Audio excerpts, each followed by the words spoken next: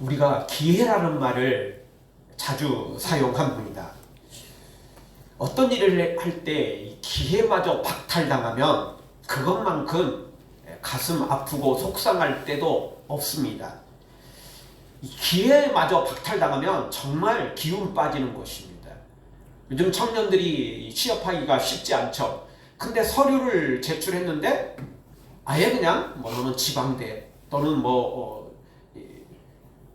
한마디로 인류대 아니야 이래가지고 서류에서 그냥 아예 그냥 빠지고 면접 자체도 그냥 볼 수 없게 되면 참 그거 실망스러운 거잖아요. 기회를 박탈당한 거잖아요. 어디 또 좋은 자리가 나타났는데 이거는 국회의원 또는 고위 공무원 자녀라고 이게 혜택을 주고 나머지 사람들은 아예 그냥 들러리로 사용되면 그것처럼 가슴 아픈 것도 없죠. 그러면 청년들이 들고 일어나고 이 땅에 다 부모들, 형제들이 관계된 사람들이 들고 일어나서 이 여론이 들끓게 되는 거 아니겠습니까? 이 기회를 박탈하는 것이야말로 사람을 참 힘들고 어렵게 하는 것 중에 하나인 것입니다. 그런데요, 이 기회라는 말은 말 그대로 날이면 날마다 오는 게 아닙니다. 기회가 날이면 날마다 오는 거라면 우리 오늘 놓치면 또 내일 하면 되지 뭐. 아침에 놓친 것도 점심 때 하면 되고. 근데 그게 아니라는 겁니다. 매일 먹는 밥처럼 아침, 점심, 저녁, 간식 이렇게 먹듯이 기회가 우리에게 이렇게 자주 찾아오는 게 아니라는 것입니다. 아니, 아침마다 해 뜨듯이 하루에 한 번씩이라도 찾아온다면 아니요. 하루에 한 번이 문제가 아니고 매월 한 달이 되면 일일이 나타나고 또 이렇게 오듯이 한 달에 한 번씩이라도 찾아온다면 아니 1년에 한 번만 찾아와도요 우리 진짜 기회를 굉장히 많이 사용할 수 있습니다. 근데요 생각보다 이 기회가 우리에게 그렇게 오질 않습니다.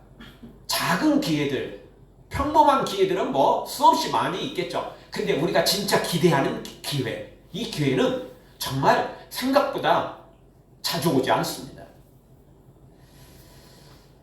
따라서 주어진 기회를 잘 선용할 줄 알아야 됩니다. 그 기회 놓치면 땅을 치고 후회하기 때문에 그렇습니다. 사랑하는 성도 여러분, 우리에게 주어진 기회 놓치지 말고 성령의 도우심으로 그리고 우리의 또 기도와 열심으로 반드시 그 기회를 선용해서 영육간에 승리하기를 주의 이름으로 축원합니다. 문제는 우리가 기회가 눈앞에 주어졌어도 그때는 기회인지 모른다는 겁니다. 그리고 지나가고 난 다음에 그때가 기회였네 이럴 때가 너무 많은 거예요. 그러니까 성령의 도우심이 필요해요. 이게 기회인지를 성령님이 알게 해주셔야 되거든요. 그리고 이게 기회인지를 알고 그리고 그걸 또 잡을 수 있는 능력도 성령님이 또 허락해 주시는 것입니다. 내가 잘 모르면 성령님이 도우시잖아요. 성령님이 우리 보혜사 성령님 아니십니까? 즉 변호사, 돕는 분, 그분이 바로 성령님이시거든요. 내가 잘 깨닫지 못할 때 성령님이 도와주시면 되는 겁니다. 우리 모두 성령님이 우리를 강력하게 도우셔서 날마다 기회를 선용하고 그 기회를 통하여 우리 모두 승리하기를 다시 한번 주의 이름으로 축원합니다. 오늘 성경은 바로 그 기회에 대해서 말씀해주고 있습니다. 특히 기회라는 게 마지막 주어졌을 때 더더욱 그 기회를 선용해야 되는데 오늘 성경 그 말씀을 주고 있습니다. 오늘 성경 통해서 우리가 첫 번째 생각해 볼 수 있는 것은 예수님과 함께 하지 않는 자는 반대하는 자이고 해치는 자라는 것입니다. 여러분, 예수님과 함께 했던 대표적인 사람들은 제자들입니다. 좁게는 12제자들이죠. 12사도들이고 넓게는 예수님을 따르는 모든 무리를 가리켜서 제자들이라고 또 그렇게 명명을 했습니다. 12제자들만 예수님을 따르는 것은 아니고 그 12제자를 빼고도 상당수 사람들이 예수님이 가는 곳곳마다 함께 했던 사람들이 상당수 있었습니다. 물론 너무 먼 곳으로 가거나 이럴 때는 또 함께 하지 못하겠지만 자기 주변, 자기 동네에서 주변에 있을 때는 그 일을 감당했던 것입니다. 같이 동행한 사람들이 상당히 많이 있었습니다. 그리고 이런 제자들 빼고도 예수님의 놀라운 그 기적을 맛보려고, 왜냐하면 귀신 들린 사람, 병든 사람, 문제 있는 사람 이런 사람들은 예수님 찾아와야만 해결되잖아요. 그러니까 이런 문제 있는 사람들은 어떻게든 예수님을 찾았습니다. 그리고 이 사람들 말고도 놀라운 기적을, 이런 걸 어디서 보겠어요? 요즘 지금 같으면 TV, 영화, 핸드폰, 인터넷 통해서 많은 걸 구경할 수 있잖아요. 지난주에 누구하고 이야기하는데 TV를 이게 가지고 있다가 TV 중간에 없앴더니 그것이 되게 심심하더라. 그 이야기를 하시더라고요.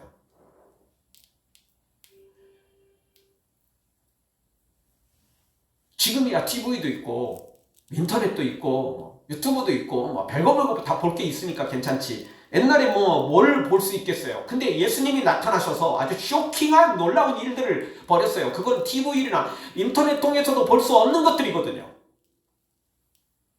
귀신이 쫓겨나고 병든 자가 일어나는데,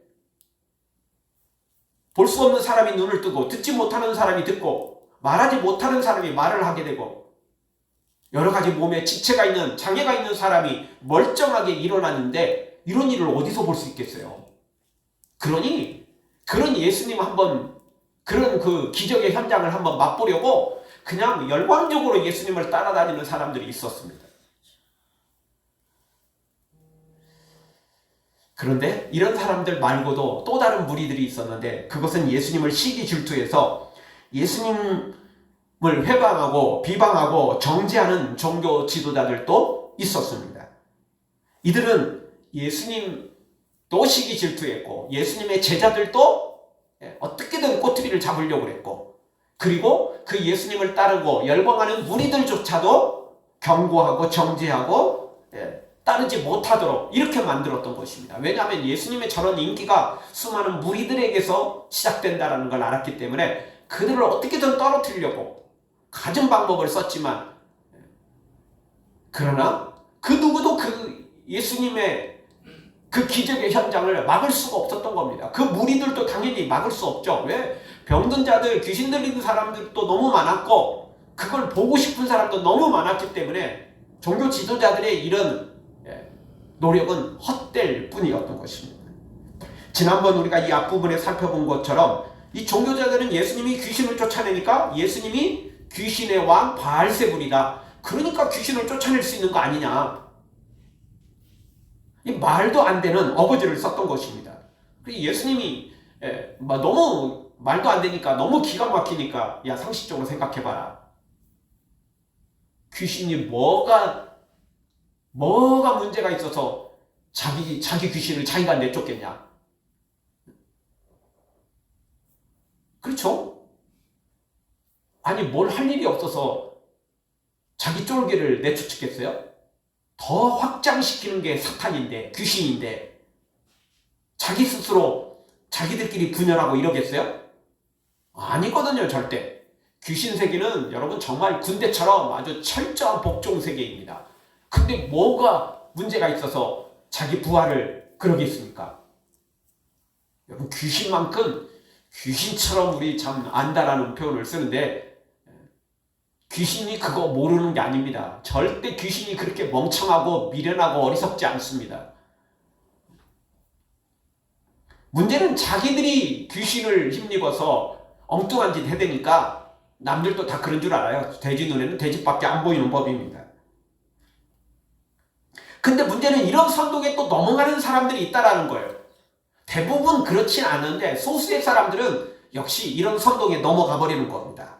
근데 지금도 그래요. 정치인들 각 정당에서 주장하는 것들 보면 말도 안 되는 소리를 할 때가 있는데, 또 문제는 여당 추종하는 사람들은 여당이 이야기하면 죽어도 따르거든요. 그거 야당이 또 주장하는 내용은, 또 야당 선동자들은, 추종자들은 말도 안 되는데 또 그걸 또 주장하고 선동하고 또 같이 또 가니까.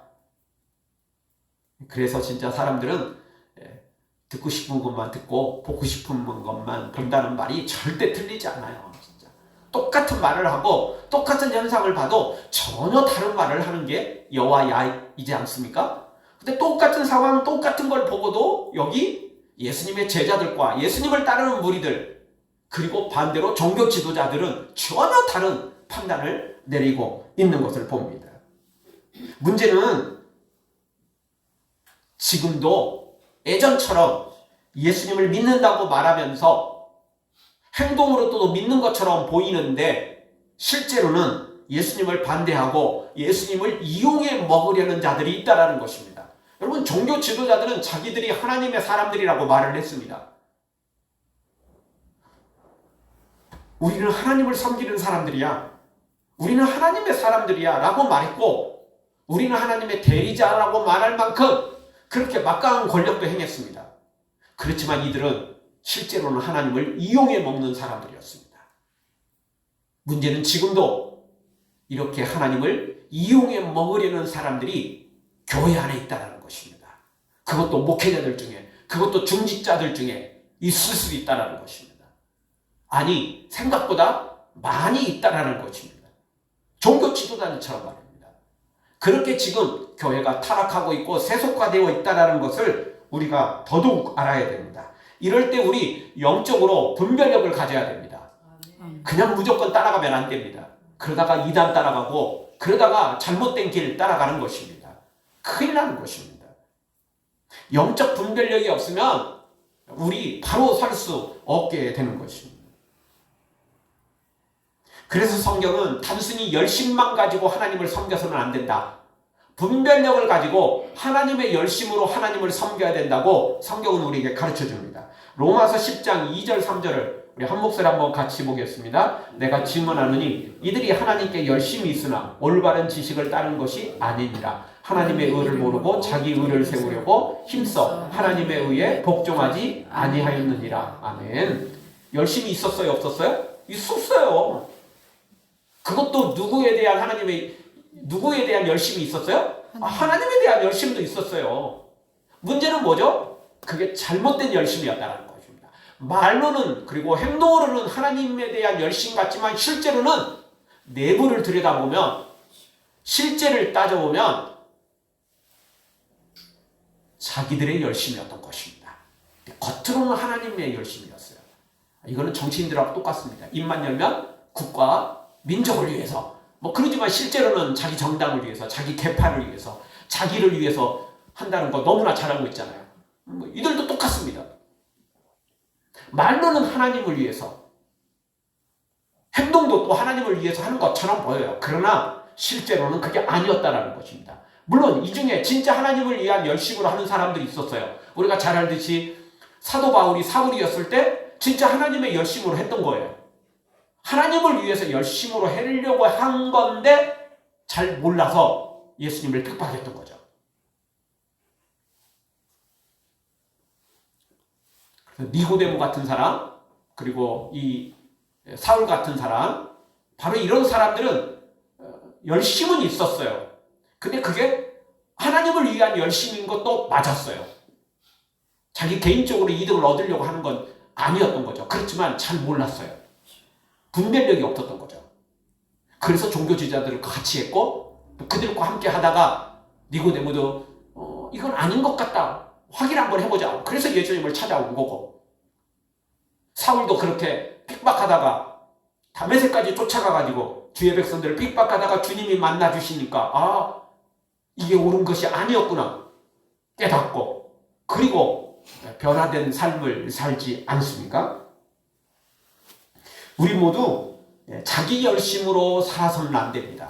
내 열심으로, 또 하나님을 향한 열심이 있다고 그게 다 좋은 것만은 아닙니다.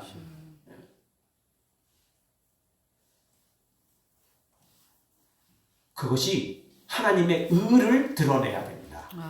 하나님의 의를 드러내지 못한다면 그 열심은 아무 소용 없게 되는 것입니다. 사랑하는 성도 여러분, 절대 자기 열심으로 열심을 내지 말고, 그러다가 예수님을 대적하는 종교 지도자들처럼 되지 말고, 그렇게 따라가다가 니고데모나 또 사도 바울의 예전 모습처럼 그렇게 핍박하는 자가 되지 말고, 영적 분별력을 가지고 예수님과 함께하여 승리하는 하나님의 사람들 되어지길 주의 이름으로 축원합니다. 우리 정말 하나님의 열심을 가져야 되고 하나님의 의를 이루는 열심을 가져야 된다는 것입니다.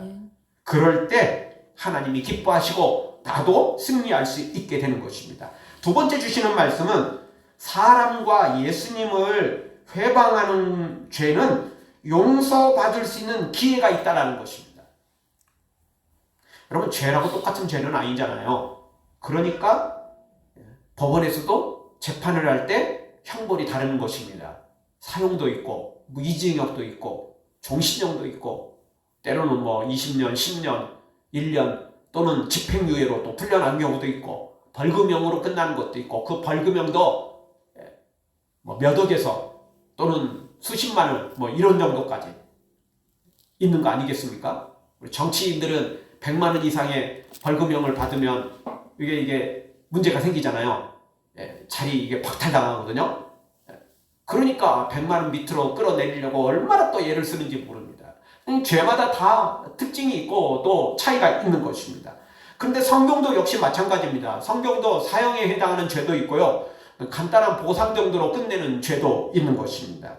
그런데 오늘 성경에 예수님께서 죄의 경중을 다루고 계시는데 구체적인 내용은 다루지 않지만 용서받을 수 있는 죄와 용서받지 못한 죄를 예수님께서 구분하고 있다는 것입니다. 31절에 보면 사람에 대한 죄와 모독은 사심을 얻을 수 있다라고 예수님께서 가르쳐 주십니다. 31절 상반절을 우리 같이 보겠습니다. 그러므로 내가 너희에게 이르노니 사람에 대한 모든 죄와 모독은 사심을 얻되. 당연히 사람에게 죄 지은 거 자동으로 용서받는 건 없어요. 그 사람 찾아가서 사과하고 보상해주고 그리고 하나님 앞에 회개하고 이러면 용서받을 수 있는 기회가 있다라는 거예요. 이게 기회가 주어졌지 자동으로 용서받는 그런 법은 없습니다. 그리고 32절 상반절도 보죠. 같이 보겠습니다. 또 누구든지 말로 인자를 거역하면 사심을 얻되. 아멘. 이 인자는 예수님을 가리키죠. 예수님을 거역해도 용서받을 수 있는 기회가 있다라는 것입니다. 정말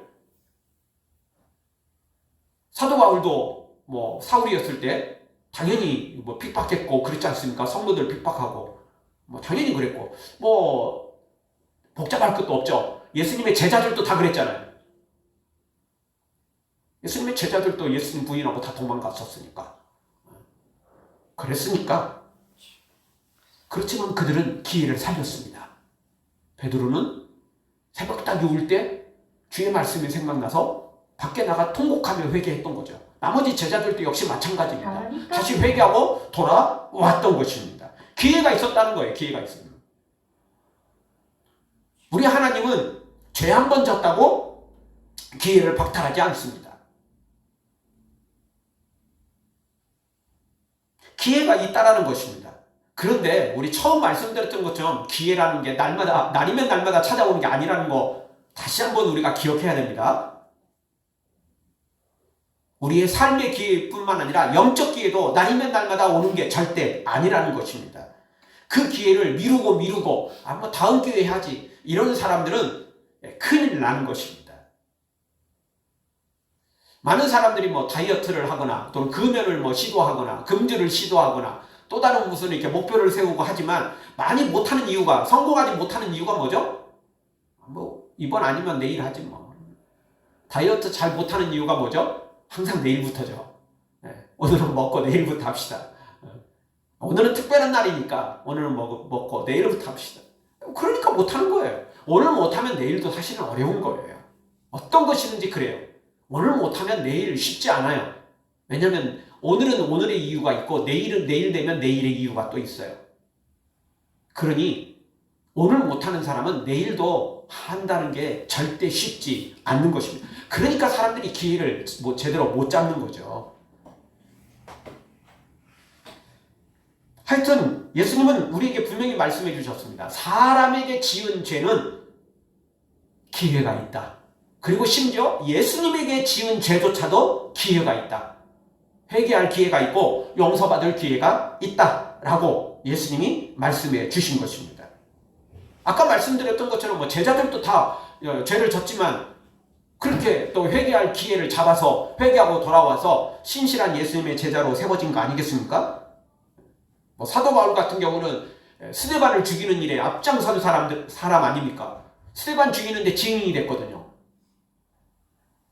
그런 사람들도 다 회개하고 돌아와서 하나님의 사람들로 세워지지 않습니까? 그러니까 기회가 주어졌다는 것입니다. 예수님을 회방해도, 예수님을 거역해도 기회는 주어질 수 있다는 것입니다. 물론 그 기회가 계속 주어지고 영원히 주어지고 그런 것은 절대 아니지만 그래도 여전히 기회는 주어진다는 것입니다. 사랑하는 성도 여러분, 마지막 기회가 오기 전에 우리 모두 기회를 잘 선용해서 특별히 우리가 죄 문제는 절대 그냥 넘어가서는 안 됩니다. 죄는 반드시 해결해야만 되는 것입니다. 우리 사람에게 지은 죄 그리고 예수님께 지은 모든 죄 철저히 회개해서 용서받고 하나님의 사람들로 세워지기를 주의 이름으로 축원합니다. 아멘. 우리 다 같이 한번 따라서 하겠습니다. 어떤 죄이든 십자가 앞에 나아가 회개하여 용서받겠습니다. 아멘. 기회를 잘 사용하겠습니다. 이 기회 놓치면 안 됩니다. 십자가 앞에 나올 때 그 기회를 반드시 잡아야 됩니다. 그래야 우리 바로 설 수 있는 것입니다. 마지막 세 번째로 성령을 거역하면 절대 용서받지 못한다는 것입니다. 이 세상에서도 용서받지 못하고 다음 세상에서도 두말할 것도 없다라는 것입니다. 여러분 운동 경기를 우리가 이따금 TV를 통해서 보게 되는데 세계 최고의 대회를 꼽는다면 올림픽과 축구 월드컵입니다. 엄청난 그 시청자들이 있고 엄청난 정말 시장이 형성되죠. 그래서 이 두 대회는 겹치지 않도록 4년마다 하게 되는데 중간 2년 또 2년 후에 2년 우리가 보기에는 2년마다 이렇게 하게 되는 거죠. 한 종목으로는 4년입니다. 그 중간에 딱딱 하게 됩니다. 그래서 서로 균형을 잘 맞춰놨습니다. 워낙 큰 대회라 한꺼번에 겹치지 않도록 그렇게 균형 있게 딱 그렇게 하는 겁니다.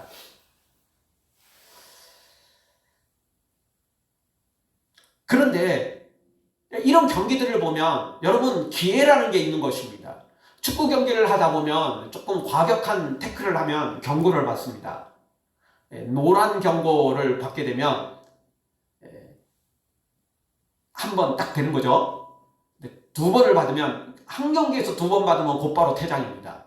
그리고 한 경기에서 한 번의 이 경고를 받아도 그것은 누적됩니다. 그래서 다음 경기에 또 한 번의 또 한 번의 경고를 받으면 그 다음 경기에는 나올 수가 없습니다. 기회를 주는 거거든요. 곧바로 퇴장이거나 곧바로 그냥 또 다음 경기에 못 나오거나 이러진 않습니다.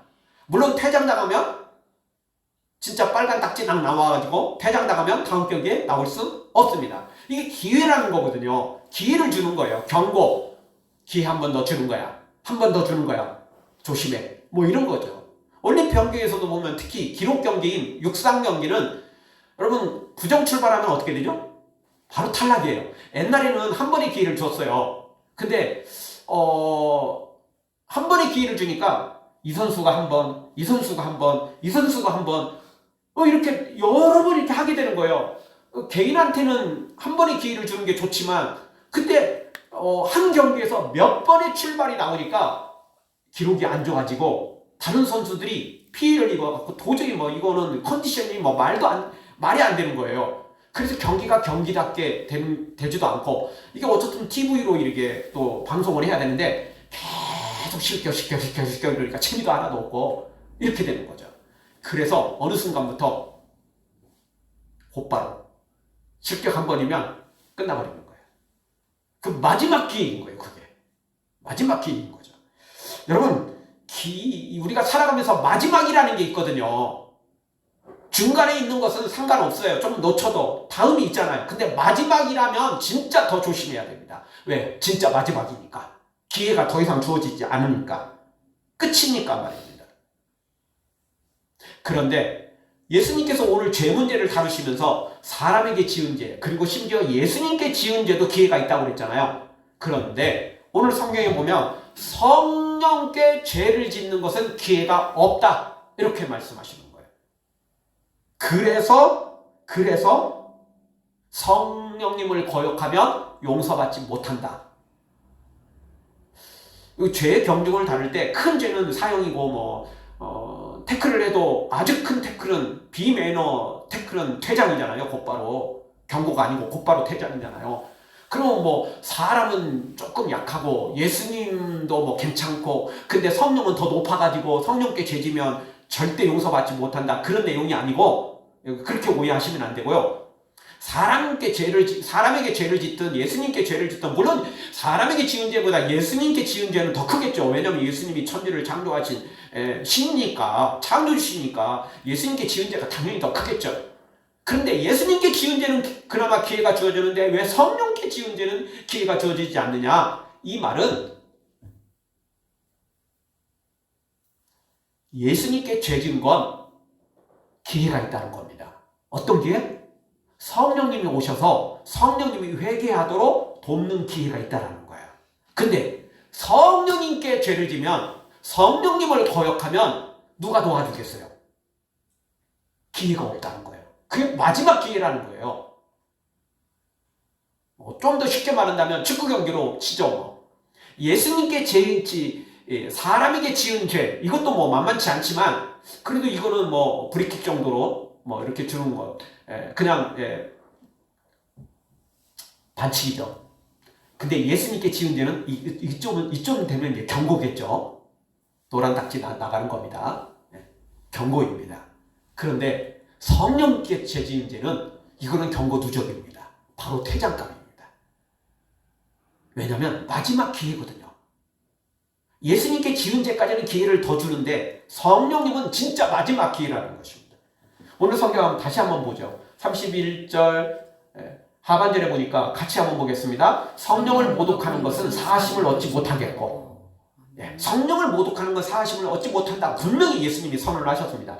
32절 하반절도 같이 한번 보겠습니다. 누구든지 말로 성령을 거역하여면 이 세상과 오는 세상에서도 사하심을 얻지 못하리라. 절대 용서받을 수 없다는 거예요. 누구를 거역하면? 성령님을 거역하면.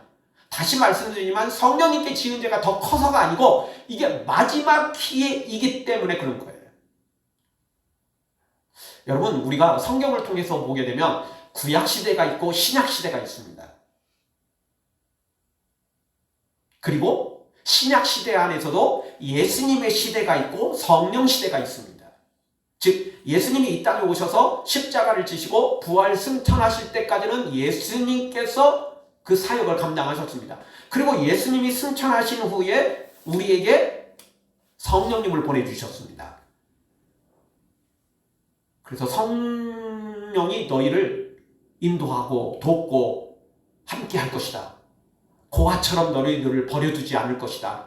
이제 성령님이 우리와 함께 하시거든요. 그럼 지금 마지막이래, 마지막. 이제 그 다음 시대는 없어요. 성령님이 마지막 우리의 도움이에요. 성령님이 마지막 우리에게 기회예요. 예수님께 했더라도 성령님이 우리를 도와주시니까 기회가 있지만 성령님마저도 우리가 거부하면 더 이상 우리를 도울 수 있는 존재는 없어요. 성령님이 마지막이니까. 그게 마지막 기회거든요. 그래서 성령님께 거역하면 성령님을 회방하면 더 이상 기회가 없다라고 오늘 성경이 우리에게 가르쳐 주시는 것입니다. 그러니 이 마지막은 기회를 잘 살려야 돼요. 얼마 전에 아시안컵 축구 경기를 했었잖아요. 결국 4강전에서 우리나라의 주요 수비수 한 명이 결국은 경고 누적으로 출전을 못했어요. 안 그래도 정말 경기 다 개판이기는 했지만 그래도 이건 수비수 더더욱 그랬죠. 아주 중요한 수비수고 그 선수를 중심으로 이게 수비를 그동안 해왔는데 갑자기 그 선수가 쏙 빠지니까 더 우왕좌왕했던 거예요. 그 선수가 있을 때도 이게 정말 우리가 이 공수 균형이 잘 안 맞아가지고 기습 공격에 취약해서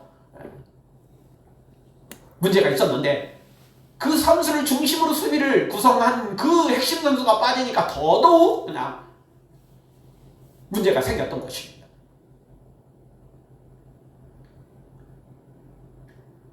성령님은 마지막 기회입니다. 이제 더 이상 기회 없습니다. 모두 경고를 받은 상태입니다. 그런데 성령님만이 거역하면 진짜 패장감이 있는 것입니다. 마지막 기회입니다. 성령님이 우리를 더 이상 돕지 않는다면 그 누구도 우리를 도울 자는 없습니다. 사탄은 우리를 죽이려 달려드는데 성령님만이 우리를 마지막까지 도울 수 있는 유일한 분이라는 것입니다. 그래서 그 성령님을 거역하면 안 됩니다. 그 성령님 거역하면, 그 성령님 우습게 여기면 더 이상 우리를 도울 존재는 아무도 없기 때문에 결국 우리는 사탄의 밥이 될 수밖에 없는 것입니다. 사랑하는 성도 여러분, 마지막 기회, 마지막 시대입니다. 성령님 나에게 마지막 기회를 주고 있습니다. 놓치면 안 됩니다. 성령님 거역하면, 성령님의 감동을 무시하면 더 이상 기회라는 게 없어지는 것입니다. 다시 말씀드립니다. 마지막이기 때문에 더 조심해야 되고, 마지막이기 때문에 그 기회는 반드시 살려야 됩니다. 그동안은 조금 뭐 했어도 마지막 이 기회는 절대 놓쳐서는 안 되는 것입니다. 우리 모두 성령님을 회방하지 말고 성령님의 도우심 따라, 성령의 감동 따라 성령님과 함께 동행해서 반드시 승리자로 세워지는, 그래서 그 마지막 기회를 내 기회로 만들어서 이 땅에서도 복받고 영원한 천국 상급까지 다 받아 누리는 하나님의 사람들로 세워지기를 주의 이름으로 축원합니다. 아멘.